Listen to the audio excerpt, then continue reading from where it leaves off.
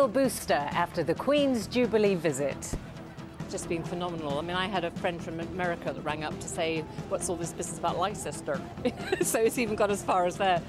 26,000 preened pooches descend on the Midlands, but find out how they're helping in the classroom. And we get a special invite to a cult film club celebrating a time-travelling classic.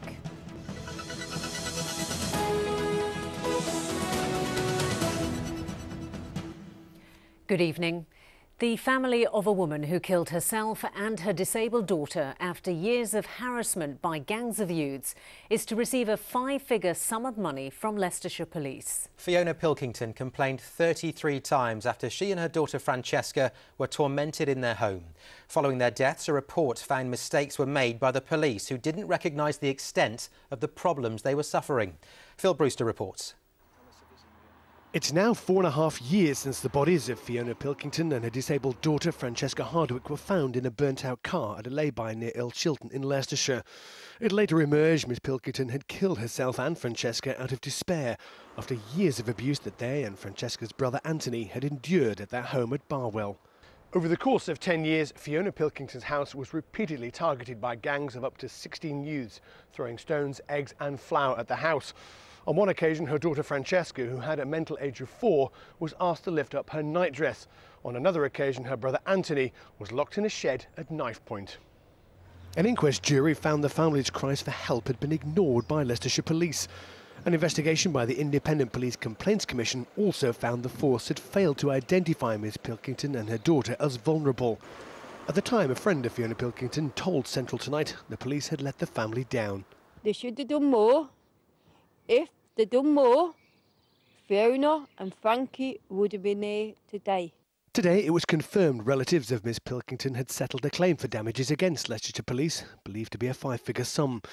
In a statement, the force's Chief Constable, Simon Cole, said, "I can confirm that the civil claim has been settled out of court. This has been done without admission of liability. This is a tragic case, and I felt that it was the right thing to do for everyone concerned, to draw a line under the litigation."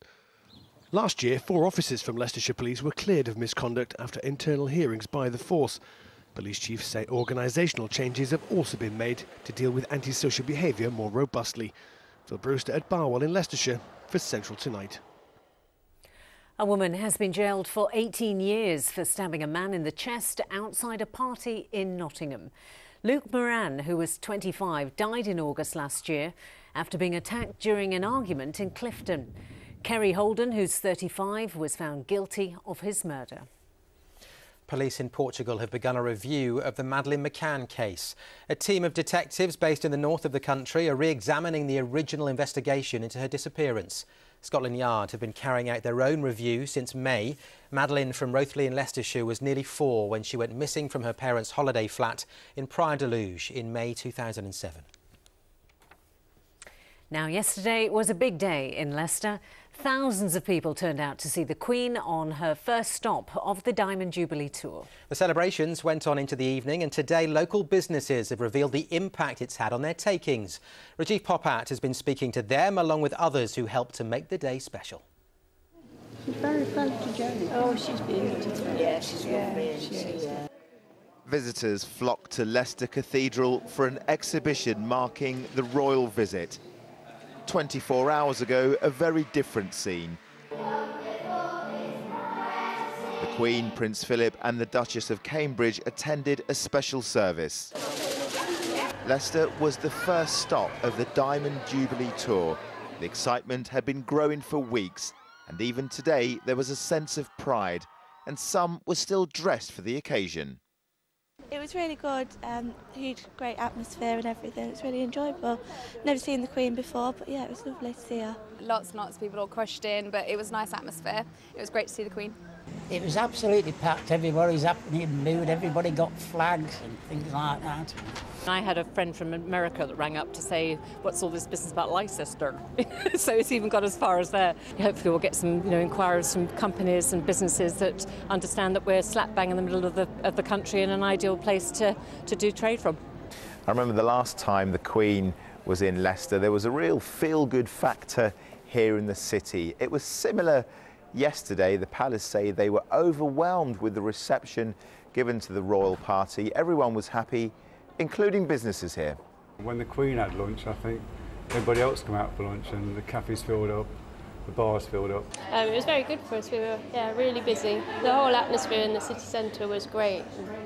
Customers were happy and smiley, and it was really good for us. Lady Gretton was by the Queen's side for most of the day. Why do you think Leicester was chosen?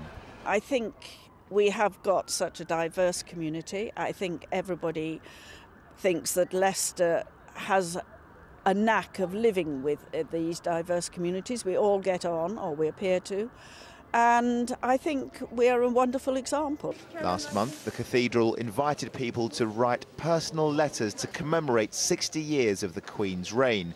Today, hundreds of well-wishers added their names to the list.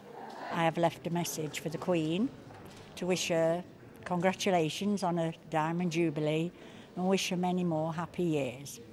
People have been coming here since 8 o'clock in the morning to take it in turns to sit in the chairs where the royal party sat. The Queen was here, the Duchess sat here, and the Duke was on this side. And people have also been taking lots of photographs. Over the coming months, the Midlands will play host to royalty on several occasions. Following in Leicester's footsteps won't be easy. Rajiv Poppet for Central Tonight. Very much like the morning after the night before there, isn't it, there today? You were there yesterday. I was. Quite a buzz, was it? It was a lovely buzz. And you know what? Just watching those pictures now, I'm actually still smiling. So that feeling of just positivity was great. Good. Yeah, it was lovely.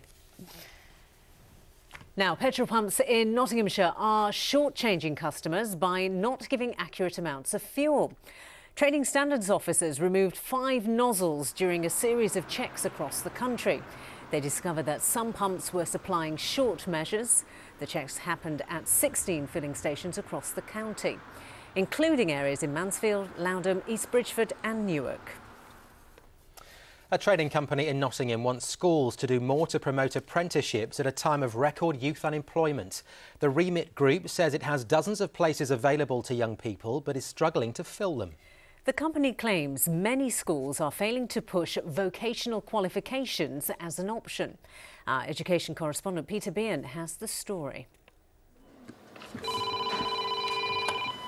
Good morning, IT Sport. Jake speaking. 2 teenagers with very different skills, but both with a foot on the career ladder through apprenticeships. Justin Scothen and Jake Page are products of the Remit Group, a training company in Nottingham. I was concerned with what I was going to do, where I was going to go, but then this opportunity came up, and IT's always been something, a passion of mine, so it was really good opportunity. It gets you somewhere, don't it? It gets you qualifications. These 2 places may have gone, but Remit says it has 100 vacancies nationwide it's struggling to fill, including 24 here in the East Midlands. All at a time when youth unemployment in the region stands at 35,000. Schools, it's claimed, aren't doing their bit. Remit believes some are so obsessed with academic qualifications they overlook the apprenticeship route. The problem was highlighted by a recent survey of unemployed young people. It found that only 1 in 4 had had careers advice at school about apprenticeships. By contrast, 7 out of 10 had received advice about taking a college course. It's a big problem, and we work really hard to try and work with schools and to engage with schools, to talk to young people and to give people an opportunity to consider a vocational route. But some schools are reluctant to engage with us. The Association of School and College Leaders, based in Leicester, told me schools want to help students make the right choices, but in many cases, up-to-date information about apprenticeships is not getting into schools. Now that the government has cut £200 million from the National Career Service budget, schools and colleges are finding it difficult to keep up with the rapidly changing range of options. The government is paying for an extra 100,000 apprenticeships. The tricky bit may be filling them. Peter Bean in Nottingham for Central Tonight. Still to come here on Central Tonight, Back to the Future.